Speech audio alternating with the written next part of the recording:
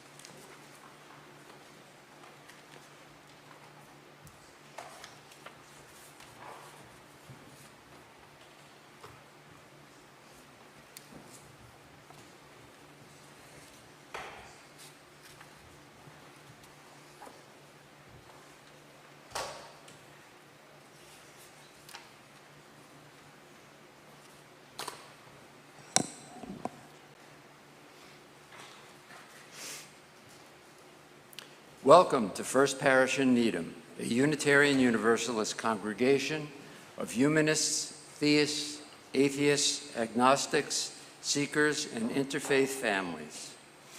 I am Elliot Chakowski, your First Parish president.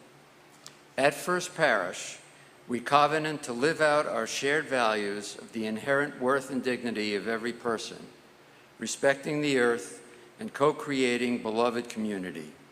whoever you are, whoever you love, whatever your background or identity, whatever your age or stage, whether you walked or rolled in, and wherever you're participating from, you are welcome here. Although this is our last live Sunday service of this fiscal year, there's a lot going on to tell you about. This morning's service includes the flower communion, where we exchange flowers. This tradition was started exactly 100 years ago by Reverend Dr. Norbert Capek. As quoted from the UUA website, by exchanging flowers, we show our willingness to walk together in our search for truth, disregarding all that might divide us, unquote.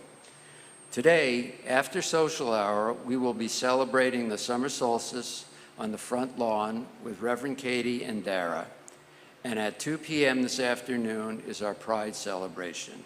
We'll meet on the front lawn, march to the Congregational Church, and have a party on the lawn. Our summer service schedule begins on Sunday, July 2nd in the Parish Hall. Services will be live as well as streamed on YouTube, and each service will be followed by a social hour, both in person in Parish Hall and online on Zoom. The Worship Committee has lined up an interesting series of services, including in July, guest speakers Rumni Saha, a seminarian from BU, Reverend Joanna Lubkin, a group from the Littleton UU Church leading a discussion on a spiritual just energy transition for Earth, a service led by Ellie Del Falle, a Doctor of Divinity student at BU and a First Parish member. On August 6th, there will be a service featuring poetry led by Lynn Jakowski and jazz by the First Parish Players. You can learn all about what's happening at First Parish by going to our website, uuneedham.org, and signing up for our weekly email newsletter, or by following us on social media. Our order of service is online too, at the QR code in your pews and at the website uuneedham.updates.church. Please speak with our ushers, greeters, and Zoom hosts if you have any questions or accessibility needs. Welcome again to everyone here in the building and online. We are so glad you're here.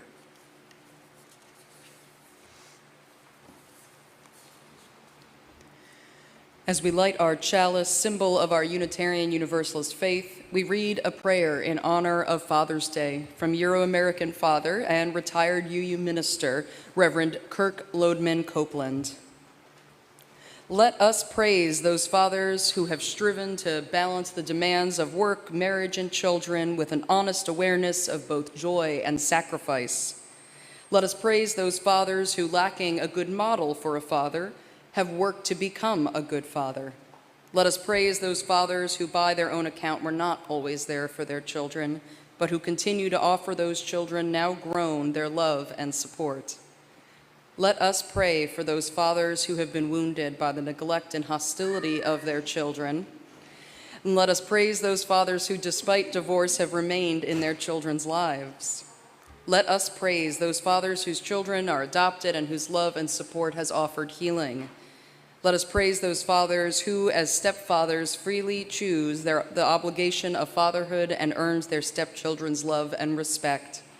Let us praise those fathers who have lost a child to death and continue to hold that child in their hearts.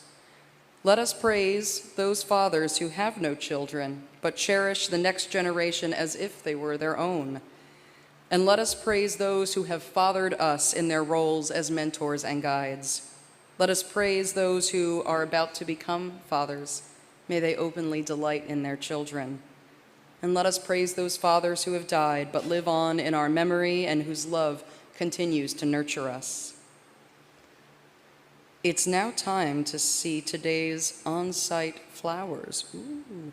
Let's all rise in body or in spirit to sing For the Earth Forever Turning from modern saxophonist and composer Paul Winter's Misagaya, or Earth Mass. As the lyrics are in your orders of service and at number 163 in your gray hymnals, will our flower bearers please come forward to the sanctuary so we can see the bounty of gifts we've received today.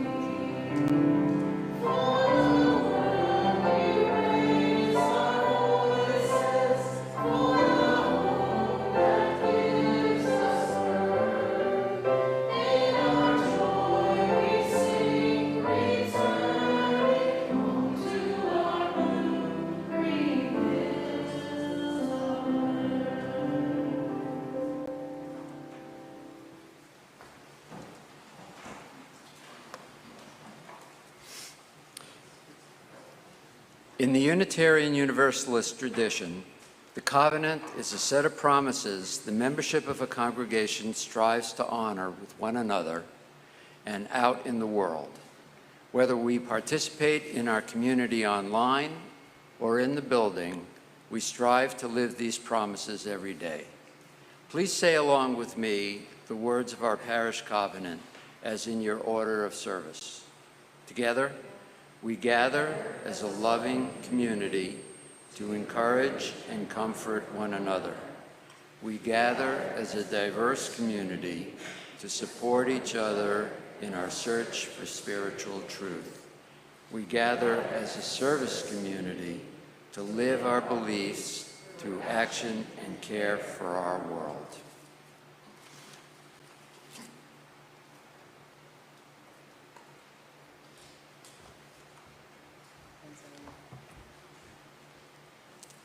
Good morning. It is so wonderful to see all of your faces and imagine the faces online. Today, for our Time for All Ages, first it's probably important to acknowledge that this Sunday there is a lot going on. There are a lot of things that today's story could be about. But today's story, this final story for our church year, is going to be focused on tomorrow's federal holiday, Juneteenth. Juneteenth marks the day, June 19th in 1865, when federal troops marched into Galveston, Texas, and announced that the Civil War was over and that slavery had been abolished. Keep in mind, this is 3 years after the 1862 Emancipation Proclamation. Those African Americans who had been enslaved did not know the war had ended, did not know about this recognition of their innate humanity and their right to freedom. And so there was great celebration and great joy. Freedom. That is what Juneteenth represents. But it is also important for us to remember that it only just became a federal holiday in 2021. There's a woman, Opal Lee, who is referred to as the grandmother of Juneteenth. She's a Black Texan, still going strong at the age of 96. She's a retired teacher and school counselor and an incredible activist. She is specifically known for her work to have Juneteenth federally recognized. So together, we're going to listen to the story by Alice Faye Duncan, Opal Lee, and what it means to be free, the true story of the grandmother of Juneteenth. I welcome you to contemplate this story with me. Happy Juneteenth Jamboree. Come and join the fun. Opal Lee waved to her great-grandson as he barreled across the park. He zipped past lines of picnic tables covered with platters of barbecue, baked beans, tomato tarts, and raspberry cobbler. He hurried past a leaping choir draped in purple robes. He danced a jig with cowboys playing fiddles, but they did not stop his flow.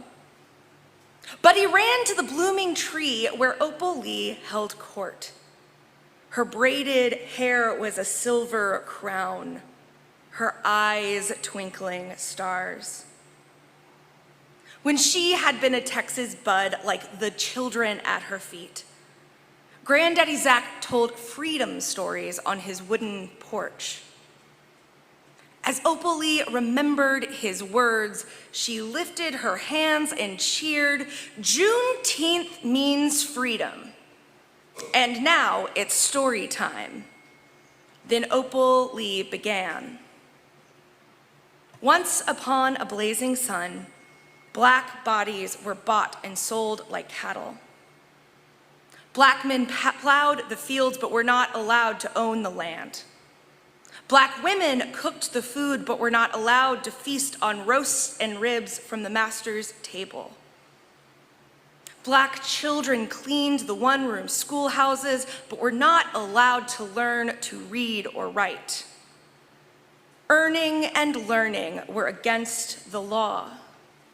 Slavery was a thief, Opal Lee told the children. "Remember my words," she said, "for safekeeping.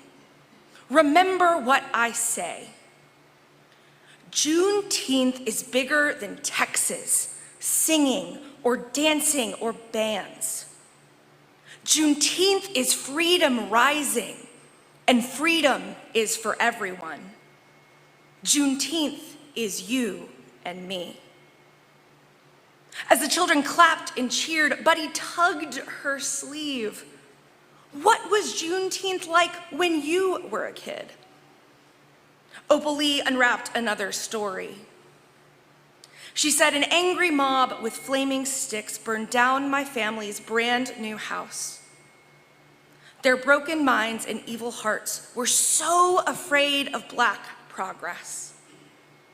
The police made no arrest, and my family moved away. And yet the embers burn. That fire still lives in me.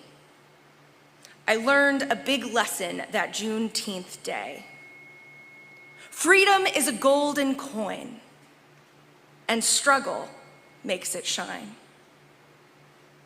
The children lifted their hands in praise. Freedom, hope, and joy divine. Juneteenth means it's freedom time. Opal Lee winked and chuckled. "I think now it's time for barbecue. Strawberry cake, red Juneteenth punch. Glory, glory, glory." But he cheered and waved his hands. When he bounced up to leave, Opal Lee hugged him tightly. Then, just like birds in flight, all the children flocked to her arms, and Opal Lee studied their shining faces. Black, brown, bronze, gold, white, tan, freckles. As the children dashed away, Opal Lee marveled at the bright future. She rested against the blooming tree and whispered into the wind, "Remember my words for safekeeping. Remember what I say. Freedom is for everyone. Juneteenth is you and me." Opal Lee's story about her house being burned down on Juneteenth is true. On June 19, 1939, 500 white rioters vandalized and burned down her home. She was 12 years old at the time. This made her need Juneteenth more, not less. She is quoted as saying, "The fact that it happened on the 19th of June has spurred me to make people understand that Juneteenth is not just a festival." Opal Lee tells us, Juneteenth is for you and me. We are interconnected, whether we have direct connection to enslavement or the indirect connection via systems of oppression. We all have to ask ourselves, white, Black, Latino, Asian, and otherwise, what does it mean to celebrate Juneteenth? For many, the importance is joy and festivals. And for others of us, particularly those who are white, it means investment in communities and doing the work to be better allies. White people doing the work makes it so that the golden coin of freedom is not primarily shined with struggle. Juneteenth is for you and me. May we all find our place in it.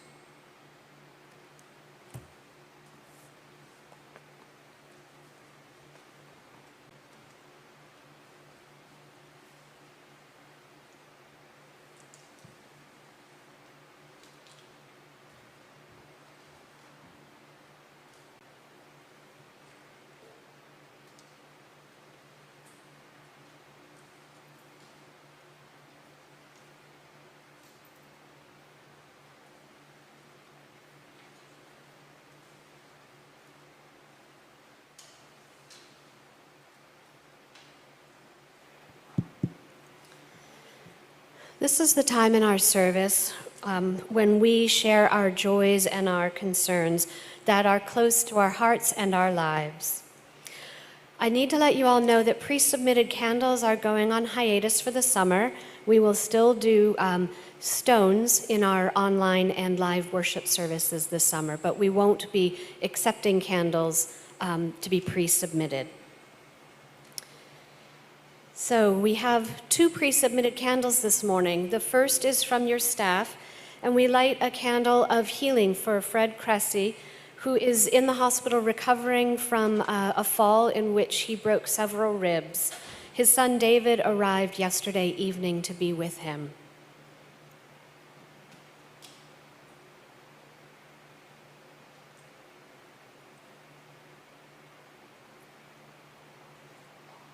Our second candle comes from Jean Rawson, and this is a candle of joy and relief. 1 year ago, on June 3rd, she underwent a pipeline embolization procedure for a cerebral aneurysm. On Friday, June 9th, she had a 1-year follow-up angiogram. She's happy to report that she's now aneurysm-free. Thank you to all her friends at First Parish for their support following the embolization procedure, and to her family and friends in her life who helped out and provided much-needed emotional and physical support during the healing process. Life is good. And now, if you are in the building and have a joy or concern to share, please do come forward, light a candle, and then state your name and your pronouns and briefly describe what's on your heart. If you're joining us online, please share your joys and concerns in the chat.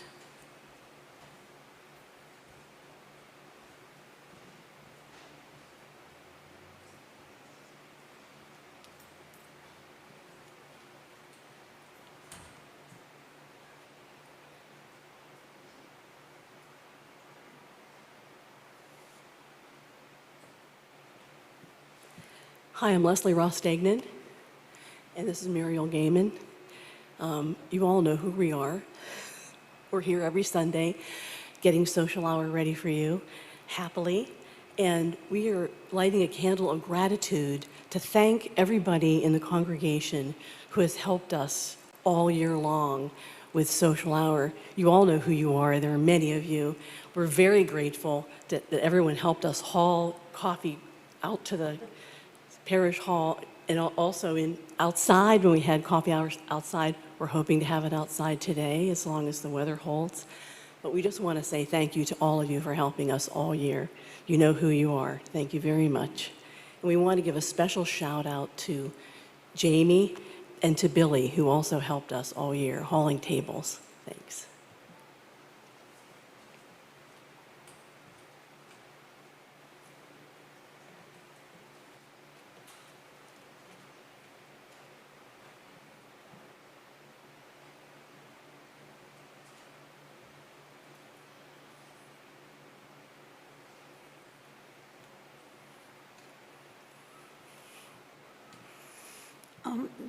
Probably most of you don't know my mom, Aurora Brown.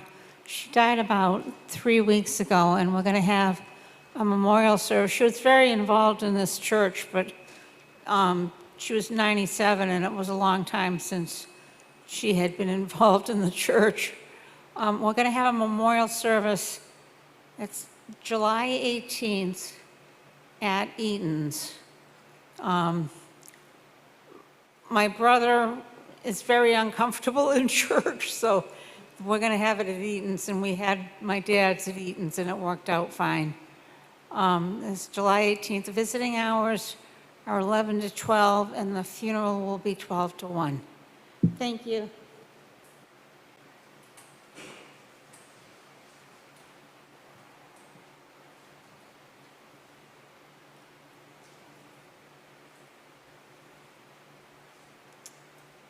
Hi, my name's Leslie Nelkin, and I can be taller.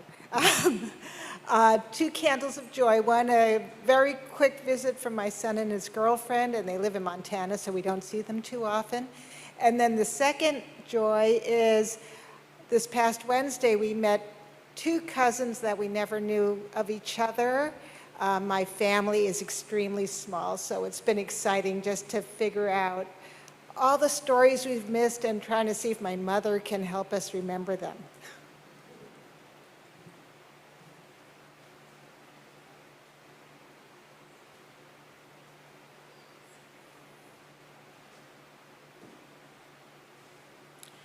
Good morning. Would you mind lighting? I'm always afraid I'll start a fire in the building, so I'm clumsy. This is a candle, and a heartfelt candle of appreciation for Muriel, Tom, and Beth Gaiman for lovingly caring for our beloved 17-year-old dog who is deaf and blind. Coco is a cockapoo. We were in Texas for a Graves family reunion. Why does this do that? The Gaimans have been part of Coco's life and ours since she was 10 weeks old.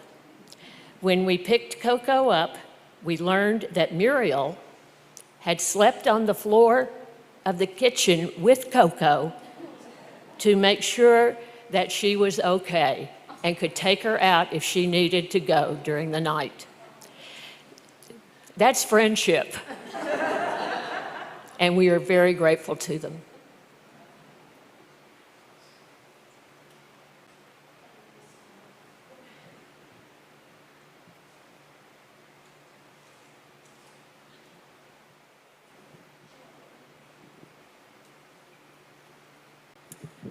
I'm Mary Ann McGowan, and my pronouns are she, hers.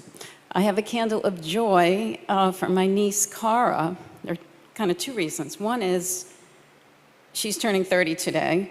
It's her birthday. And last month, Cara got married, and it was no ordinary wedding. She married her partner of 5 years, Alex, whom she met in the Dominican Republic when she was in the Peace Corps. And for all that time, Alex could not come to the US. So they applied for that 90-day fiancé visa, which you may have seen on a reality show on TV, but it's real, and it was a very long process and involved putting together a portfolio and just trying to prove that they were serious and they were going to get married, and interviews. But he got the visa, he came to New York, and they got married in City Hall last month. So just very exciting.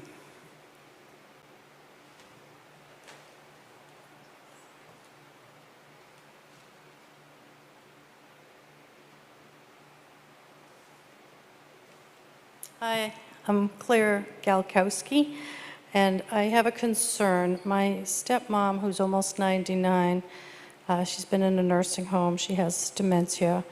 And she's had a wound on her leg that won't heal, and now the doctors think it's malignant. And I'm struggling to figure out what to do, and I'll be seeking advice from doctors because she's not really fit for surgery. So just hold her in your hearts, and if you have any advice for me, please share. Thank you.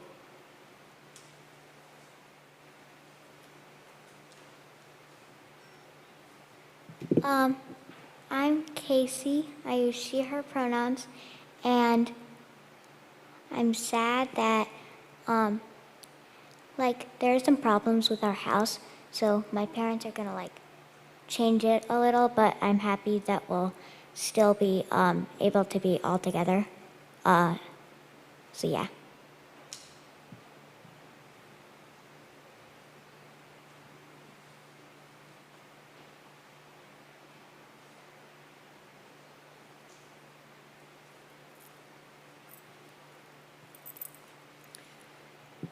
For these and all the other joys and sorrows that lie on our hearts but remain unspoken, we light a final candle.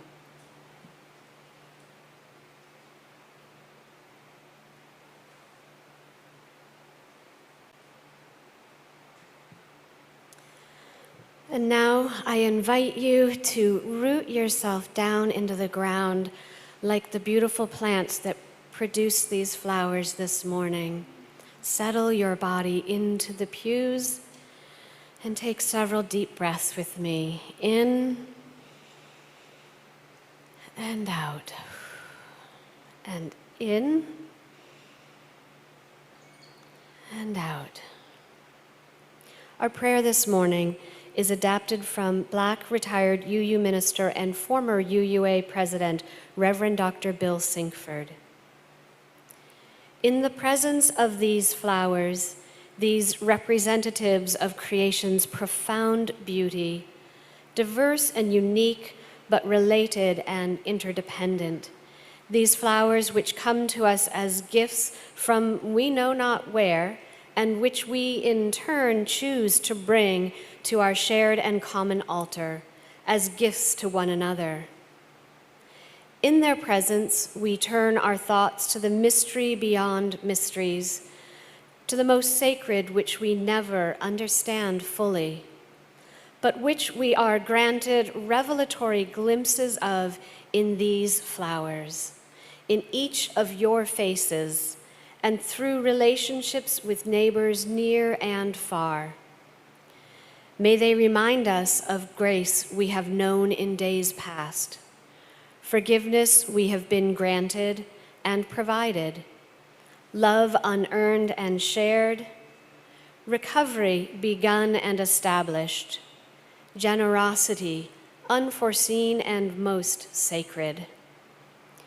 And may they inspire us now and in days to come to seek, to notice, to embrace, and to recreate beauty, to give unto the world as exuberantly as these flowers. Our spiritual support this morning turns especially to brothers and sisters and siblings around the world who share our faith, including Unitarians and Unitarian Universalists in Canada, Mexico, Cuba, Costa Rica, Bolivia, Brazil, Chile, Argentina, Nigeria, the Congo, Kenya, Uganda, Burundi, Rwanda, South Africa, the United Kingdom, Ireland, France, Spain, Germany, Denmark, Poland, Hungary, Romania, Finland, Japan, Hong Kong, India, the Philippines, Indonesia, Australia, and New Zealand. We especially lift up with gratitude the Unitarians of Prague and Czechia, who maintain the vision of Norbert Čapek, the vision which calls us to flower communion today.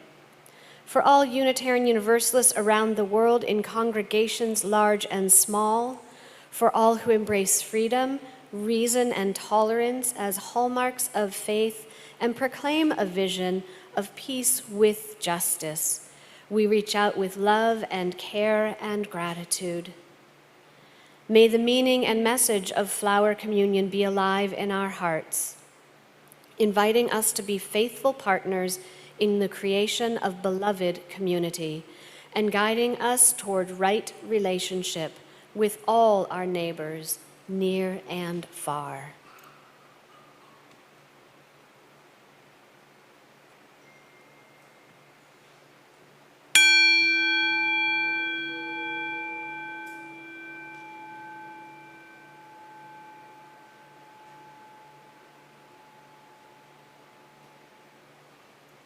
Amen.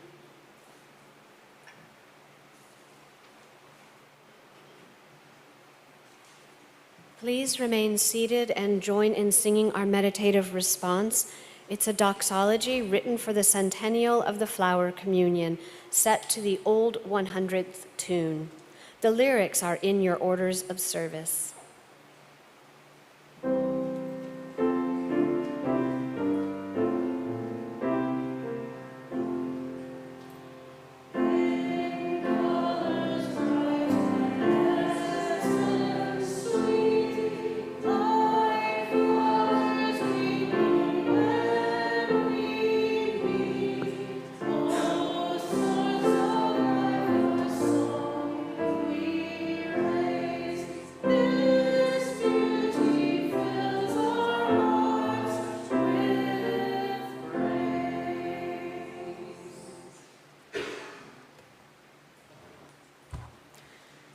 This congregation has been supported by the volunteered time and treasure of its members and friends since its founding in 1711. This is the time in our service when we, the modern stewards of the church, offer what we can to build and sustain the congregation and the world we envision. For the month of June, we've been splitting our collection 50-50 with Out Metro West. Out Metro West is a local organization that supports LGBTQ youth and young adults in the Boston Metro West region. Out Metro West provides education and fellowship through small group programs to young people and also provides education for the older folks among us.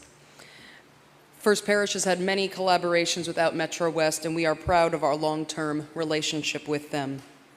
To donate to today's offering, you can use one of 3 different methods as described in detail in your orders of service. And many thanks to all of you here in the sanctuary today for your gifts of flowers for our Flower Communion Sunday. I also want to give a special shout out to all of you who wore floral attire. Thank you for getting into the spirit of the day. Thank you for everything you are able to give to help support and sustain this congregation and the vital work of our community partners. May our ushers please come forward.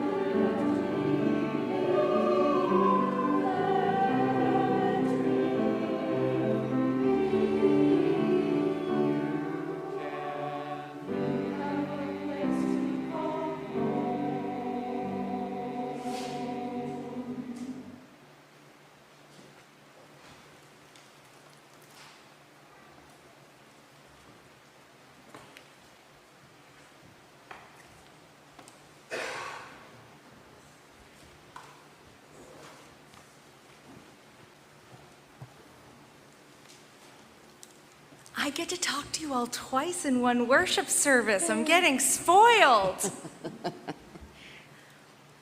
Our responsive reading this morning comes from British American Christian poet Denise Levertov.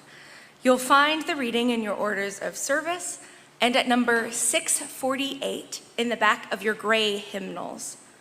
I'll read the plain type, and you will respond with Reverend Katie with the italicized type. We have only begun to love the earth. We have only begun to imagine the fullness of life. How could we tire of hope? So much is in bud. How can desire fail? We have only begun to imagine justice and mercy. Only begun to envision how it might be to live as siblings with beast and flower, not as oppressors. Surely our river cannot already be hastening into the sea of non-being. Surely it cannot drag in the silt all that is innocent. Not yet, not yet. There is too much broken that must be mended. Too much hurt that we have done to each other that cannot yet be forgiven.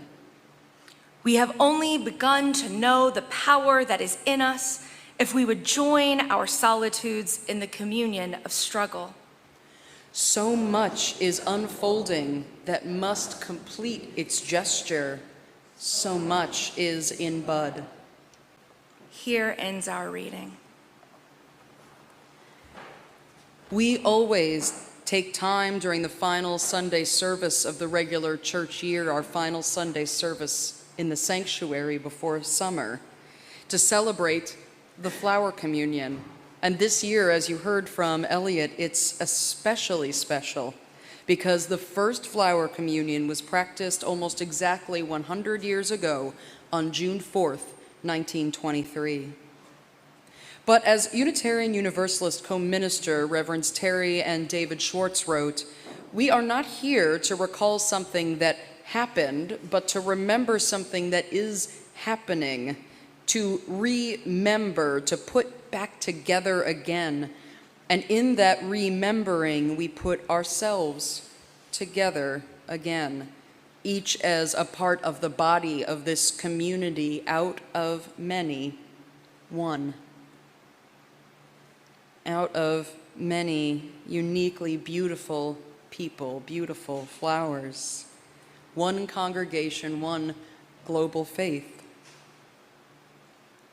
The creator of the flower communion was Norbert Fabian Čapek, born in June 1870 in what was then Bohemia and is now Czechia. He was raised Roman Catholic, the faith of his mother and the dominant state-sponsored religion, but became a Baptist at age 18, a relatively liberal Protestant denomination in Bohemia. He came into leadership quite quickly, becoming ordained as a minister, composing scores of hymns and writing theological tracts, and acting as a missionary throughout the Austro-Hungarian Empire. In 1914, Čapek, his wife, and their 8 children immigrated to New Jersey at the beginning of World War I, and sadly, 2 tragedies befell him almost immediately. His wife died, and Čapek was brought to Baptist court for 2 heresy trials. Čapek's liberal religiosity had continued to deepen as he was introduced to the history of radical Czech Christian movements and to the social gospel movement happening in the United States. This led to 2 major changes in Norbert's life. First, he met and married another Czech expat, Maya, and he resigned as a Baptist minister. At the end of the war, the Čapeks decided to move back to the newly freed Czechoslovakia, with both of them excited by the idea of founding an interdenominational religious community. And right before they went back to Europe, their desire for their children to attend Sunday school led them in New Jersey to the local Unitarian church. Norbert and Maya said later that they had found there not only clear heads, but warm hearts too. They signed the book in 1921, and Norbert was approved as a Unitarian missionary before they moved back to Czechoslovakia. Maya would become ordained as a Unitarian minister just a few years later.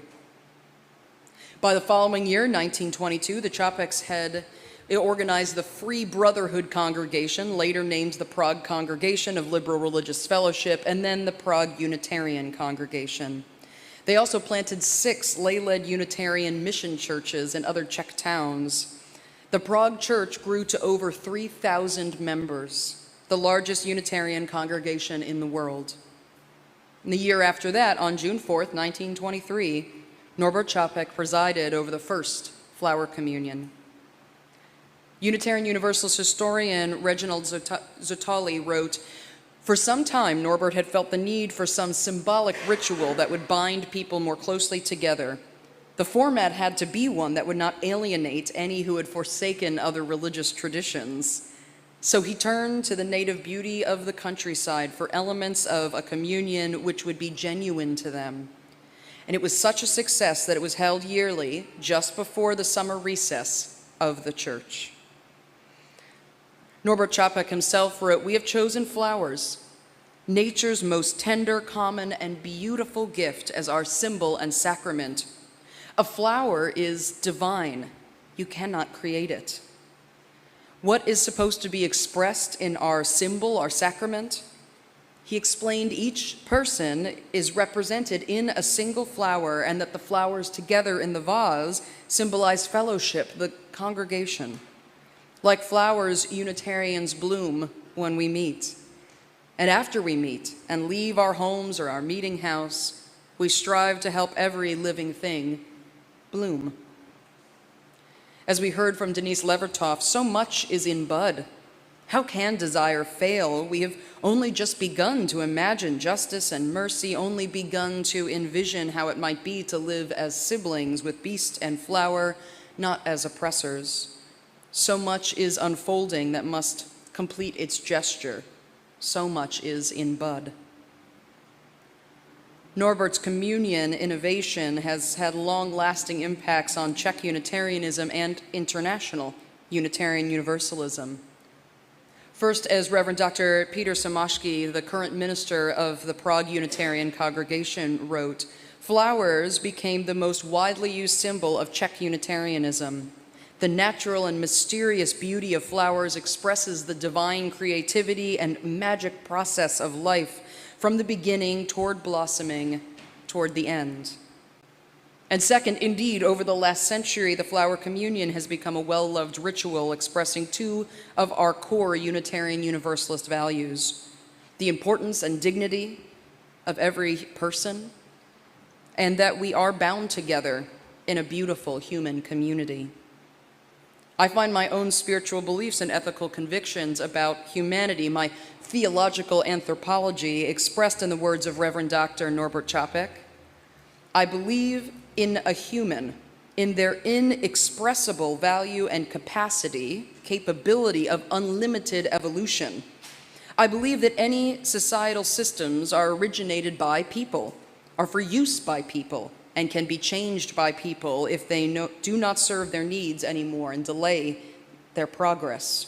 I believe we need new, better people for creating a new, better society. Using my powers and understanding, I want to work for the revival and reconciliation of humankind. It's no surprise that the flower communion has become one of the most widely practiced rituals in our Unitarian Universalist faith. Reverend Maya Čapek introduced American Unitarians to the flower communion when on a lecture tour in 1940, and it was first celebrated in the United States in nearby Cambridge. The Nazis also took control of Prague in 1940, and neither Maya could return home nor Norbert and their family escape. Again from Reginald Zatoli, when the Nazis took control of Prague, they found Reverend Dr. Čapek's Gospel of the Inherent Worth and Beauty of Every Human Person to be, as Nazi court records show, too dangerous for the Reich for him to be allowed to live.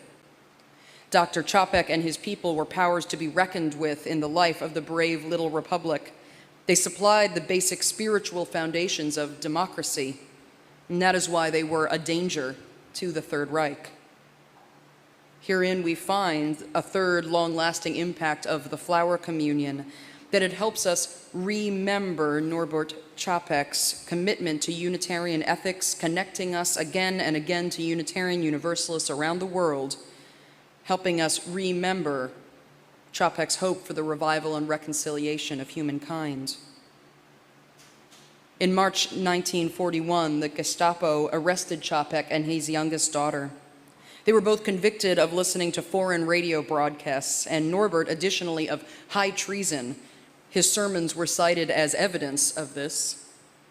Even imprisoned, Norbert Čapek offered spiritual care to his fellow prisoners and led them in a flower communion, using whatever plants, weeds, flowers they could find to participate. He died sometime in October 1942 in the Dachau concentration camp outside of Munich. It was not until after the war was over that Čapek's death was confirmed to his family and his congregation by those fellow prisoners and Nazi war records. While imprisoned at Dachau and not long before his death, Norbert Čapek wrote this prayer: "It is worthwhile to live and fight courageously for sacred ideals. Oh, blow ye evil winds into my body's fire, my soul you'll never unravel. Even though disappointed 1,000 times or fallen in the fight and everything would worthless seem, I have lived amidst eternity. Be grateful, my soul, my life was worth living."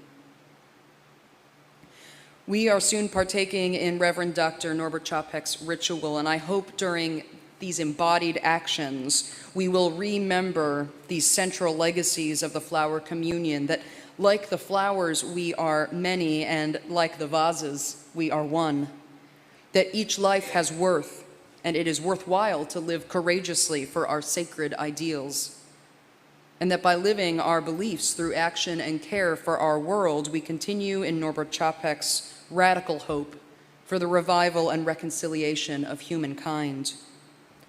So much is in bud, is unfolding, and must complete its gesture. May it soon be so. Blessed be, and amen.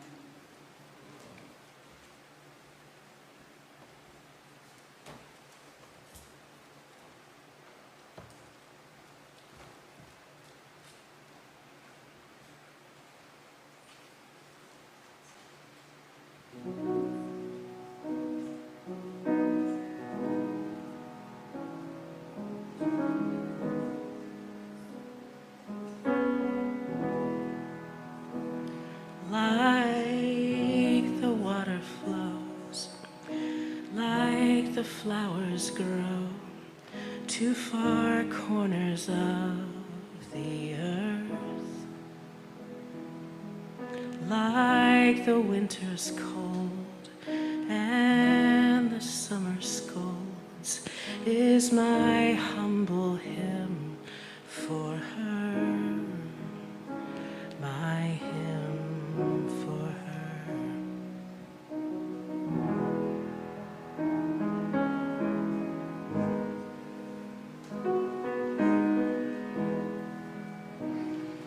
Oh, the aster blooms under pearly moon, where the poets choose their verse.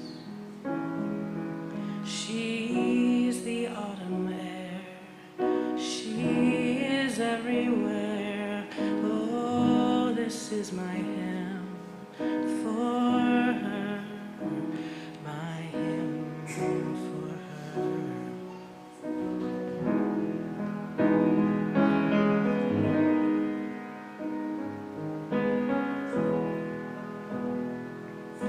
My soul has stirred, I'm speaking tongues. Am I worthy of her love? She's the weaving road that will lead me home, and the story without an end.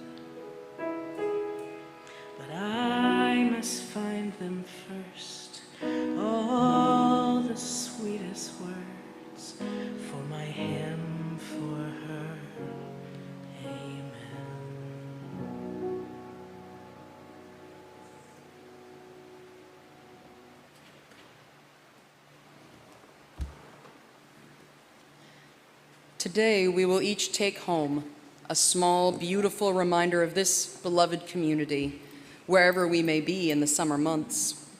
We end our service with the communion ritual that Reverend Dr. Norbert Čapek led in his Unitarian congregation in Prague in June 1923, 100 years ago. Many call this ritual the Flower Festival, and the most direct translation from the Czech is the Flower Celebration. The flowers remind us of our faith community, its beauty, its diversity, and all that holds us together and sustains us on our shared journeys. And this morning together, we will bless these gathered flowers with the words Reverend Dr. Čapek used. Then Chris will offer a floral tune as we, starting in the back rows, come up the center aisle to receive a flower from myself or Reverend Katie. If you are on a side aisle, you can come down move to the back first and then come down the center, please. After you've each received your flower, you can return to your pews along the side aisles. If you're participating on Zoom or on YouTube, we encourage you to share a flower emoji in the chat, show a flower in your home, or change your background to a floral scene. We ask that those of you here in the building come forward slowly, mindfully, and with some social distance as you reflect on the beauty of the flowers and the beauty of our faith community. We also ask that when you arrive at the flower table, you simply hold out your hand to receive your flower, whichever flower you are given. The flower you receive is a gift from some special person in the church, even if it's not your favorite variety. As Reverend Dr. Čapek said, each is to take a flower just as it comes, without making any distinction where it came from or whom it represents. This is to confess that we accept each other as siblings without regard to class, race, or any other distinction. This is to acknowledge everybody as our friend. But if you have allergies or other floral-related health concerns, we do have silk flowers that you can ask for by request. So, are you ready to begin? With our flower bearers having already come forward, then we're going to bless these flowers, and then coming up pew by pew from the back and down the center aisle to receive your flower, and then returning to your pew or the parish hall by the sides. Although I don't think there's anybody in the parish hall. I don't think so. No. Then first, let us bless these flowers in unison with the words Reverend Dr. Čapek left to us in your orders of service and at reading number 724 in the back of your gray hymnals. Infinite Spirit of life, we ask thy blessing on these, thy messengers of fellowship and love. May they remind us, amid diversities of knowledge and of gifts, to be one in desire and affection and devotion to thy holy will. May they also remind us of the value of comradeship, of doing and sharing alike. May we cherish friendship as one of thy most precious gifts. May we not let awareness of another's talents discourage us or sully our relationship, but may we recognize that whatever we can do, great or small, the efforts of all of us are needed to do thy work in this world. Our flowers are blessed. You are now invited to come forward, beginning with the back pews.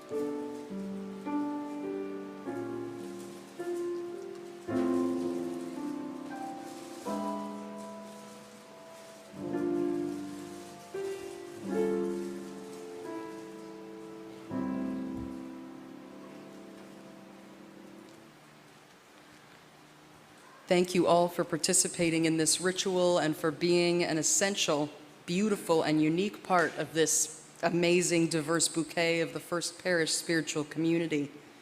We end with our traditional prayer for the flower communion ritual, again adapted from Reverend Dr. Norbert Čapek. I invite you to gaze upon your flower as you reflect upon these words.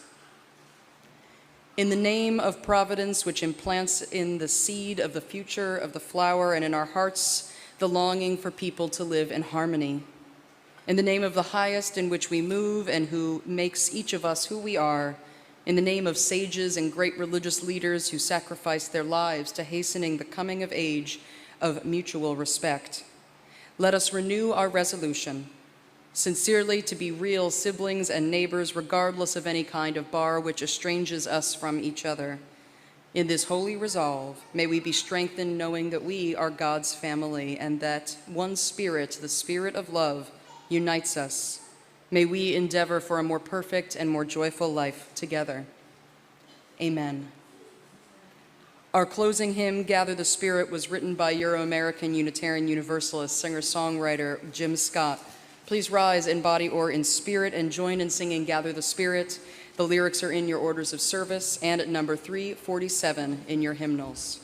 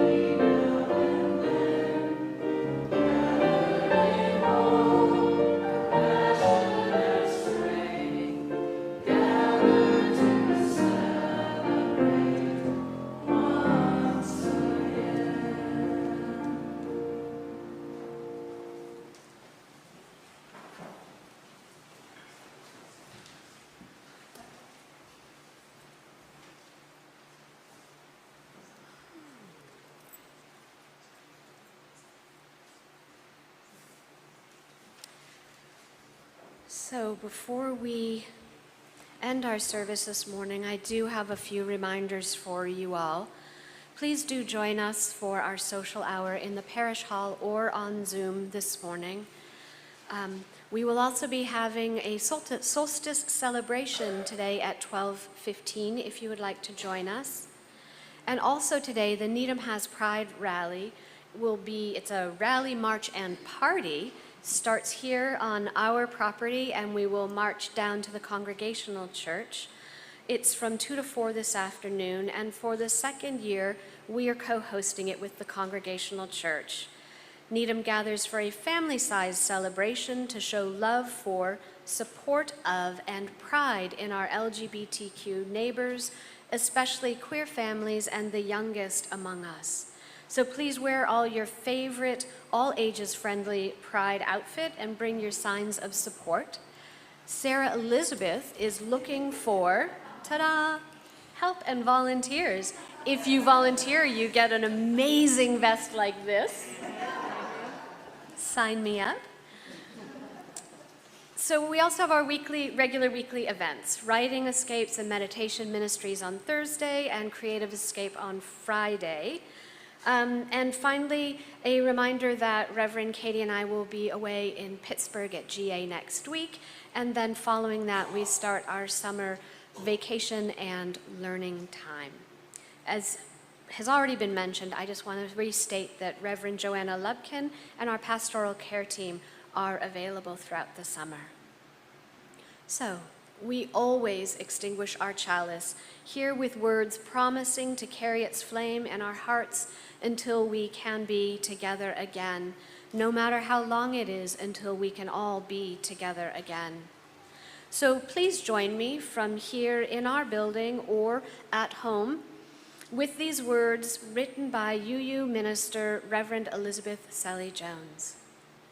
We extinguish this flame, but not the light of truth, the warmth of community, nor the fire of commitment.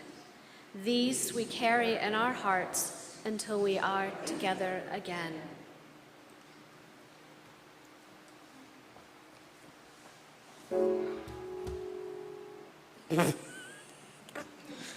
I know, we're running late, Chris. I know. As we close our worship today, take these words from Euro-American retired UU minister, Reverend Dr. Helen Cohen, with you as a benediction. We arrive at the edge of summer. The sun has at last warmed us enough that we begin to trust its presence again. The last burst of spring blossoms, lavender and white and deep pink banks of rhododendron are giving way to summer peonies and roses. O source of the turning seasons, of earth, of life, of promise gradually becoming fulfillment, may we, your people, find a lightening of burdens with the brightening of the skies. Our service begins when our service ends. Happy summer and see you in September. Amen.